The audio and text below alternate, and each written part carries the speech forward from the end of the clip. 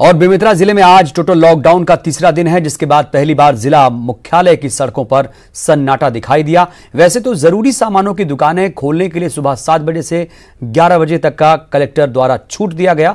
इसके बाद भी किराना, डेयरी, सब्जी व्यापारियों ने अपनी स्वेच्छा से पूरी तरह से दुकानों को बंद रखा। इसके बाद सही मायनों में लॉकडाउन जैसी स्थिति जिला मुख्यालय में देखने को मिल रही है। जिस तरह से सप्ताह भर में कोरोना मरीज जिले में मिले थे और जिले में बने कोविड-19 अस्पताल फुल हो गए थे, उसके बाद व्यापारी और लोग कोरोना को लेकर गंभीर दिखाई दे रहे हैं।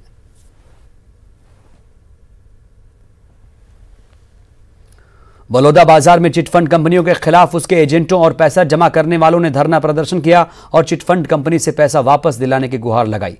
प्रदर्शनकारियों ने प्रदेश सरकार से भी मदद की गुहार लगाई। इसके अलावा राज्यपाल के नाम तहसीलदार को ज्ञापन भी सौंपा गया।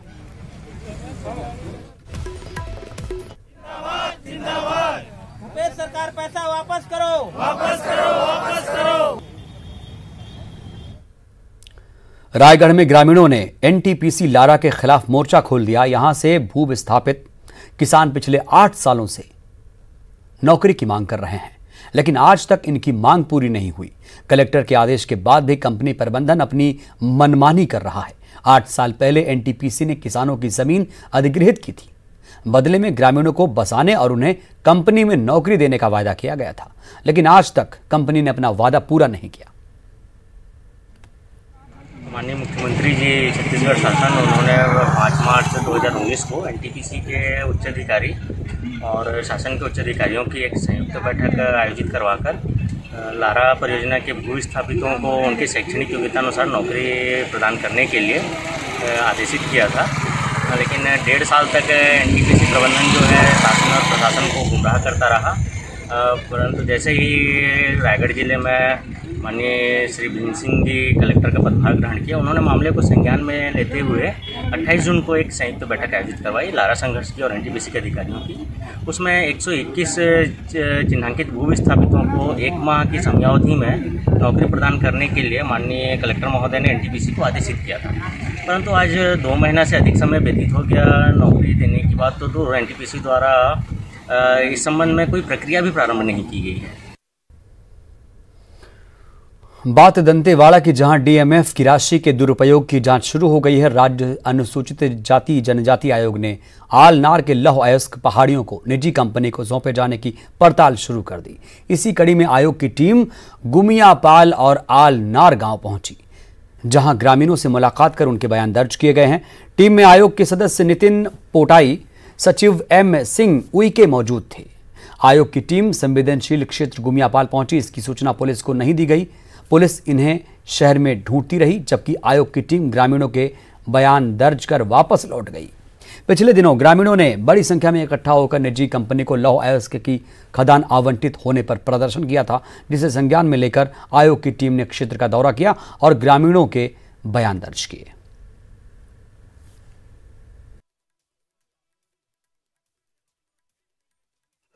जहां भी आदिवासियों की समस्याएं हैं, आयोग उसे संज्ञान में लेकर अपने स्तर पर कार्य कर रहा है। चूंकि बस्तर संभाग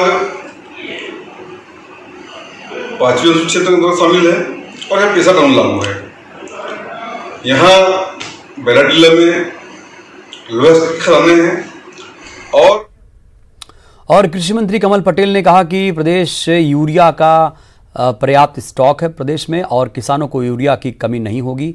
उन्होंने कहा कि कालाबाजारी करने वाले सलाखों के पीछे जा रहे हैं और जाते रहेंगे। बेशरम है। 15 महीने ये सत्ता में रहे, किसानों को, युवाओं को, महिलाओं को, हर वर्ग को धोखा देकर हम तुम्हारे को उनको सपने दिखाए कि ये कर देंगे 2 लाख तक का कर्जा माफ, लेकिन नहीं किया, फेल हो गए और इसलिए सत्ता से बाहर हो गए। अब खबतियाई बिल्ली खंबा लोच रही है।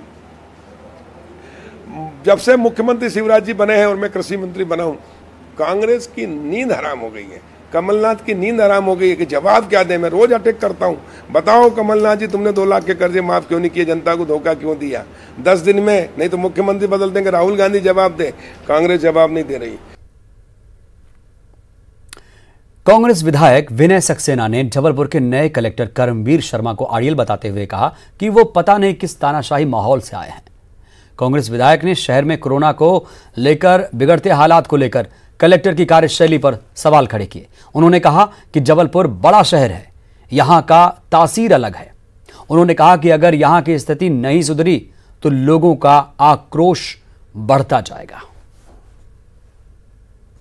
नया जिला है जबलपुर शहर, और जबलपुर शहर की तासीर अलग है। यहाँ के जो अधिकारी वर्तमान में आए हैं, इन्होंने तो अभी जनप्रतिनिधियों तक से बात नहीं करी। पता नहीं किस तानाशाही माहौल से आए हैं। जबलपुर शहर में किसी जिम्मेदार जनप्रतिनिधि से हो सकता है कि भारतीय जनता पार्टी के विधायकों से बात की, लेकिन उन कांग्रेस के अन्य प्रतिनिधियों से आपको बात करने की फुर्सत नहीं। इसका मतलब है कि आपका जो रवैया है कहीं ना कहीं अड़ुअलपन का है। इस अड़ियलपन के अधिकारी जबलपुर शहर में चल नहीं पाते, और इसके खिलाफ कहीं ना कहीं आवाज़ उठेगी। भोपाल के बड़ा तालाब में कूदने की कोशिश कर रही युवती को मौके पर मौजूद गोताखोरों की टीम ने पकड़ लिया। युवती के बारे में बताया जा रहा है कि युवती इससे पहले भी तालाब में खुदकुशी के इरादे से छलांग लगा चुकी है, तब भी लोगों ने उसे बचा लिया था और आज भी लोगों ने गोताखोरों की मदद से उसकी जान बची।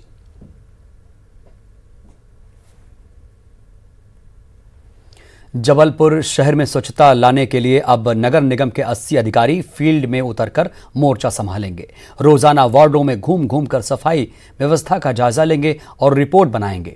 इसके आधार पर शहर की जोन रैंकिंग तय की जाएगी। निगम आयुक्त ने आदेश जारी करके सभी 16 जोन के हिसाब से अधिकारियों की ड्यूटी लगाते हुए जिम्मेदारी तय कर दी। एक जोन में 5 अधिकारी रोजाना सुबह 6 से 10 बजे तक घूमेंगे और डोर टू डोर कलेक्शन से लेकर रहवासी क्षेत्र में रोजाना सफाई समेत कई बिंदुओं पर अंक देंगे। इन्हीं अंकों के आधार पर जोन की रैंकिंग तय की जाएगी।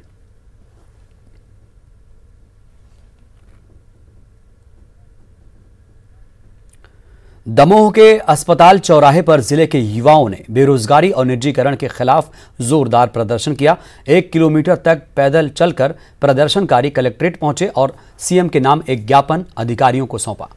युवाओं का आरोप था कि सरकार ज्यादातर क्षेत्रों को निजीकरण के हवाले कर रही है, जिससे युवाओं को नौकरी के मौके मिलने कम हो गए।